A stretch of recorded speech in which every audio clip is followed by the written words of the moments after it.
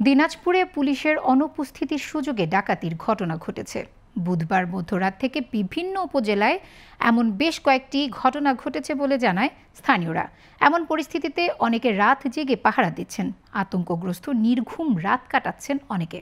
বিভিন্ন এলাকায় টিম গঠন করে পাহারা দিচ্ছেন স্থানীয় বাসিন্দারা। প্রয়োজনে সেনাবাহিনীকেও খবর দেওয়া হচ্ছে। বুধবার রাত 12:30 থেকে দিনাজপুর শহরসহ বিভিন্ন উপজেলায় ডাকাতির খবর পাওয়া যায়। স্থানীয়রা জানায় ডাকাত দল এলাকায় ঢুকে ডাকাতি করছিল। শহরের বিভিন্ন স্থানে পিকআপ, মোটরসাইকেল বহর নিয়ে চলে ডাকাতি। এর মধ্যে ঘাসিপাড়ায় এক ডাকাতকে পিকআপ ও লুণ্ঠিত মালামাল সহ আটক করতে সক্ষম হয় স্থানীয়রা। পরে সেনাবাহিনীর কাছে হস্তান্তর করা হয়। বেশ কিছু ডাকাতির ভিডিও সামাজিক যোগাযোগ মাধ্যমে ছড়িয়ে পড়েছে।